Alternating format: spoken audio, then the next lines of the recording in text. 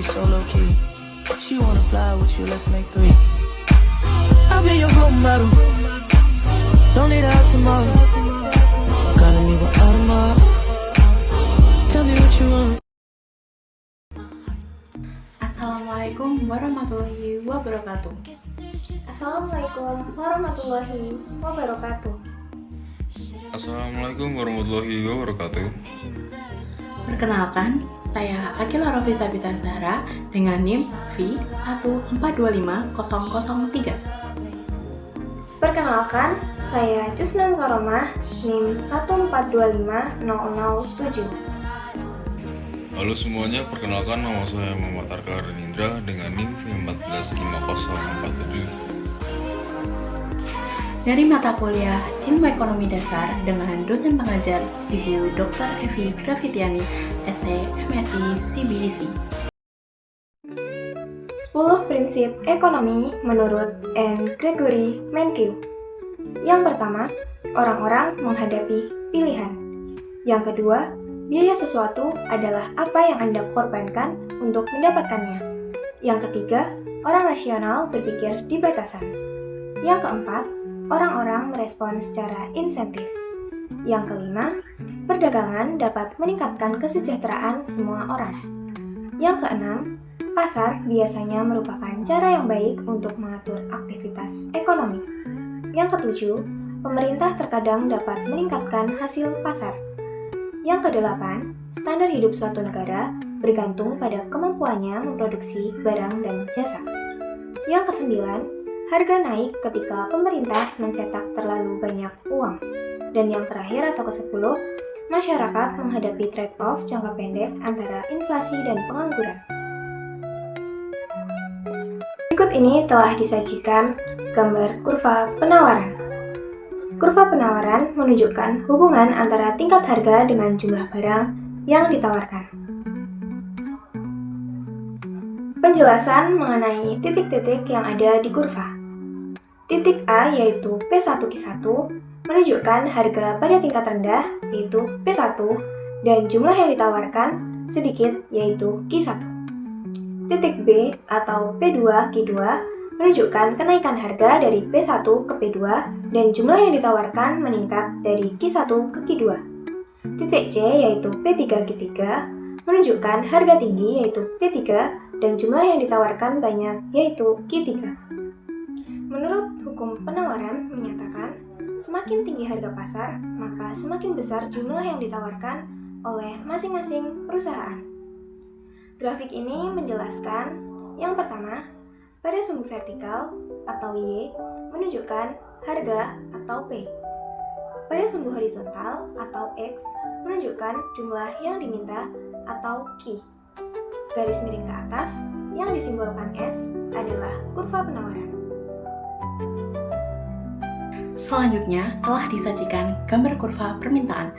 Hukum permintaan menyatakan bahwa semakin tinggi harga suatu barang, semakin sedikit jumlah barang yang akan diminta. Sebaliknya, semakin rendah suatu harga, semakin banyak jumlah barang yang akan diminta.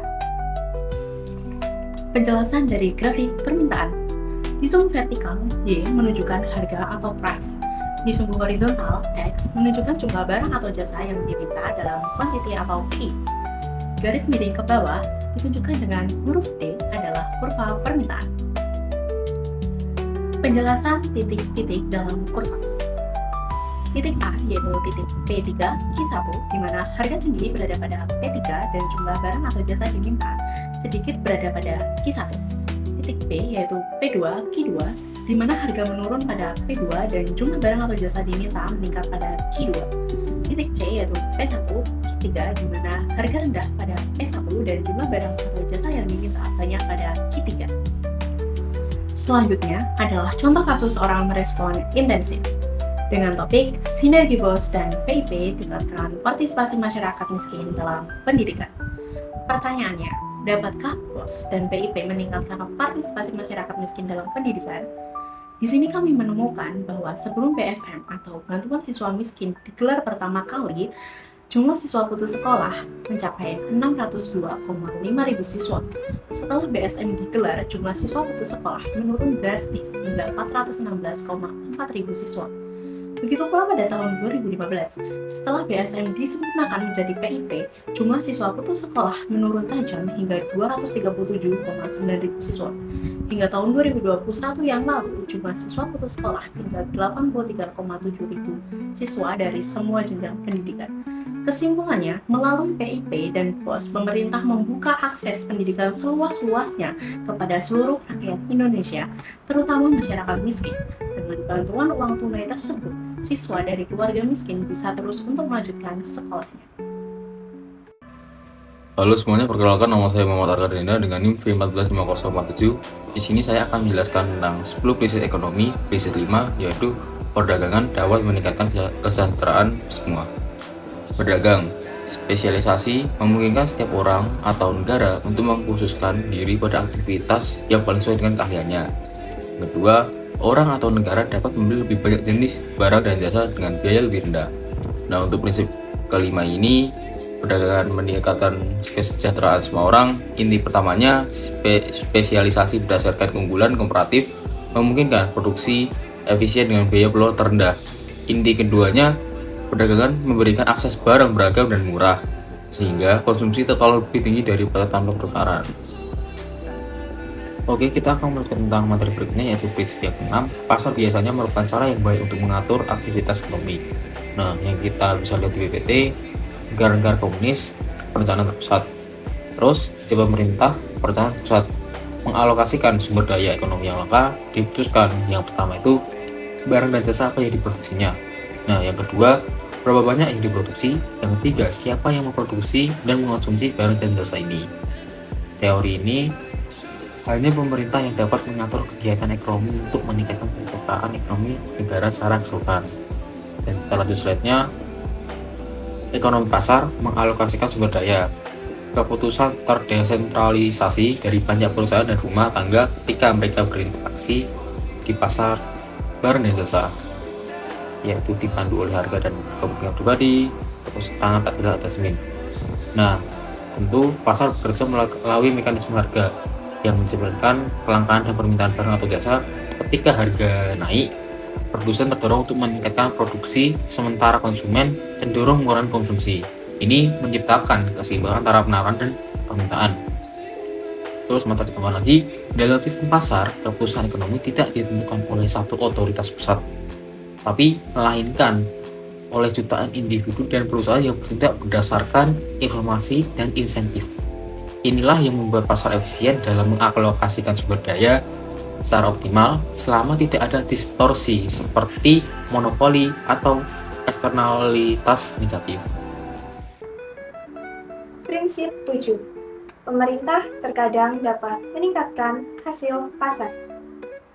Meskipun pasar menjadi cara yang efisien untuk mengalokasikan sumber daya dalam beberapa situasi, pemerintah perlu ikut campur tangan atau intervensi untuk mengatur dan memperbaiki mekanisme pasar agar lebih efisien, adil, dan bermanfaat bagi masyarakat. Selain itu, supaya tidak terjadi kegagalan pasar, terdapat beberapa bentuk intervensi pemerintah. Yang pertama, regulasi dan kebijakan harga. Pemerintah akan menetapkan batas harga agar pasar tetap stabil. Contohnya, pemerintah akan menetapkan harga eceran tertinggi atau HET untuk beras dan minyak goreng. Yang kedua, ada pajak dan subsidi. Pemerintah akan mengenakan pajak untuk mengurangi aktivitas ekonomi yang merugikan dan memberi subsidi untuk mendorong kegiatan yang bermanfaat. Contohnya, pajak karbon untuk mengurangi pencemaran udara dan subsidi BBM agar harga terjangkau oleh masyarakat. Yang ketiga, ada penyediaan barang publik. Barang publik adalah barang atau layanan yang tidak dapat disediakan oleh pasar karena tidak menguntungkan secara langsung, tetapi penting bagi masyarakat. Contohnya jembatan, transportasi umum, dan pendidikan gratis untuk sekolah negeri. Yang keempat, ada pengawasan pasar. Pemerintah akan mengawasi pasar agar tidak terjadi praktik monopoli atau kecurangan dalam persaingan usaha. Contohnya, Badan Pengawas Obat dan Makanan atau BPOM akan mengawasi peredaran obat, makanan dan minuman agar aman dikonsumsi oleh masyarakat. Prinsip 7. Kegagalan pasar. Kegagalan pasar adalah kondisi ketika pasar tidak mampu mengalokasikan sumber daya secara efisien untuk kepentingan masyarakat. Peran pemerintah dibutuhkan sekali untuk menegakkan aturan dan hak milik yang merupakan kunci bagi ekonomi pasar. Kegagalan pasar adalah situasi di mana pasar gagal mengalokasikan sumber daya secara efisien. Kegagalan pasar disebabkan oleh yang pertama, eksternalitas. Terjadi ketika tindakan seseorang mempengaruhi kesejahteraan orang lain tanpa adanya kompensasi. Contohnya adalah pabrik yang mencemari udara membuat warga sekitar menderita, padahal mereka tidak ikut dalam transaksi ekonomi pabrik tersebut. Hal ini termasuk eksternalitas negatif. Yang kedua, kekuatan pasar. Terjadi jika satu orang atau kelompok kecil mampu mempengaruhi harga di pasar secara tidak adil. Contohnya, perusahaan memonopoli menaikkan harga karena tidak ada pesaing. Lalu yang selanjutnya ada kesenjangan kesejahteraan ekonomi. Dalam sistem ekonomi pasar, orang yang mampu memproduksi barang atau jasa yang diinginkan banyak orang akan mendapatkan imbalan lebih besar. Akibatnya muncul perbedaan kesejahteraan antara individu yang sukses di pasar dan yang tidak. Campur tangan pemerintah.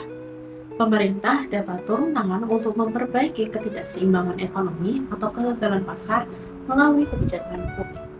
Tujuannya yang pertama yaitu mengurangi ketimpangan ekonomi. Misalnya melalui pajak yang progresif, subsidi, atau program bantuan sosial. Yang kedua, prosesnya tidak sempurna.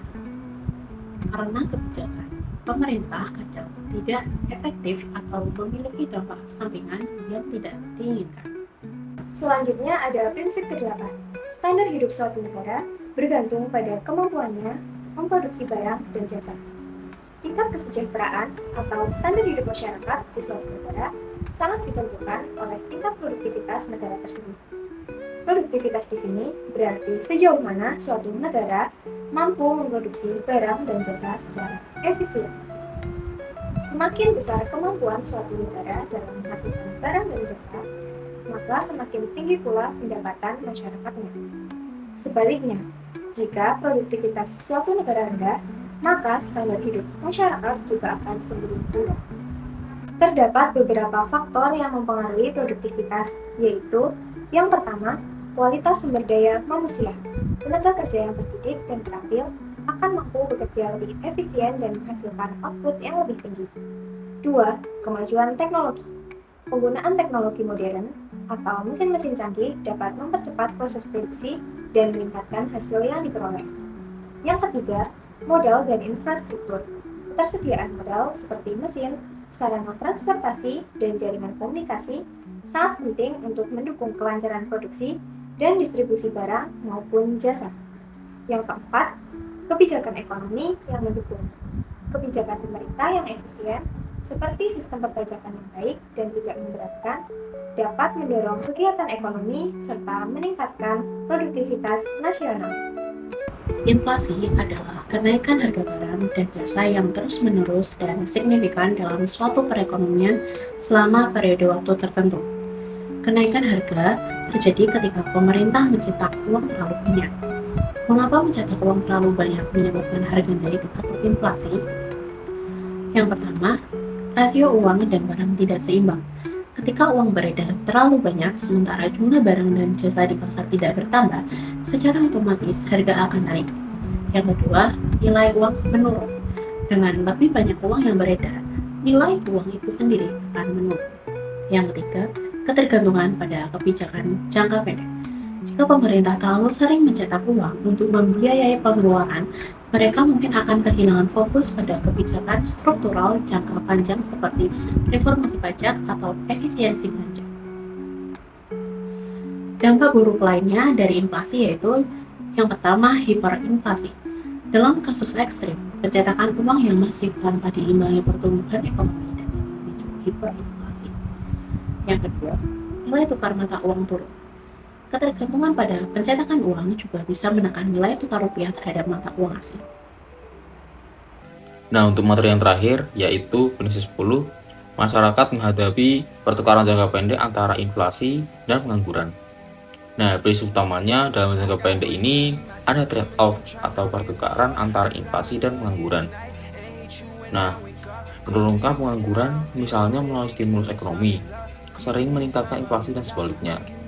Ini digambarkan oleh kurva Phillips yang menunjukkan hubungan terbalik seperti pengangguran rendah, jadi inflasi tinggi, dan pengangguran tinggi, inflasi rendah. Terus selanjutnya, untuk penjelasan dasarnya, pengangguran, tingkat tenaga kerja menganggur karena permintaan agregat yang rendah. Yang kedua, inflasi, kenaikan harga karena permintaan melebihi pasokan. Yang ketiga, kebijakan moneter seperti menurunkan suku bunga bisa dorong permintaan ciptakan lapangan kerja tapi picu inflasi. Nah, harga dan upah ini lengket atau sticky dalam jangka pendek menggunakan trade-off ini. Terus selanjutnya, saya mengambil contoh kasusnya pada Indonesia selama pandemi COVID-19 yang terjadi pada 2020 sampai 2023. Latar belakangnya, pandemi ini menyebabkan lockdown sehingga pengangguran naik menjadi 7,07% pada 2020 dan pertumbuhan ekonomi kontraksi min 2,07%. Kebijakannya, Bank Indonesia atau BI memangkas suku bunga acuan dari 5% jadi 3,75% pada 2020 sampai 2021. Ditambah lagi stimulus fiskal pemerintah, bansos dan insentif pajak untuk mendorong permintaan agregat. Hasil trade-off-nya, pengangguran turun menjadi 5,32% pada 2023 dengan pemulihan sektor manufaktur dan jasa. Misalnya, pariwisata rebound. Inflasi ini sempat deflasi 0,97% pada 2020, naik menjadi 5,51% pada September 2023 dipicu kenaikan harga pangan global seperti minyak sawit, beras, dan energi. Terus, penyusunan jangka panjang, Bank Indonesia ini menaikkan suku bunga menjadi 6% pada 2023 untuk mengendalikan inflasi yang memperlambat kredit dan sedikit meningkatkan pengangguran di sektor sensitif seperti konstruksi. Nah, trade-off ini terjadi jelas kebijakannya yang longgar membantu lapangan kerja, tapi butuh dibatasi untuk stabilisasi harganya. Kesimpulan dari materi tadi adalah prinsip-prinsip ekonomi menjelaskan bagaimana manusia membuat keputusan, berinteraksi satu sama lain, dan bagaimana perekonomian secara keseluruhan bekerja. Secara keseluruhan, ekonomi adalah tentang bagaimana manusia, pasar, dan pemerintah bekerja sama untuk mencapai efisiensi, keadilan, dan kemakmuran bersama.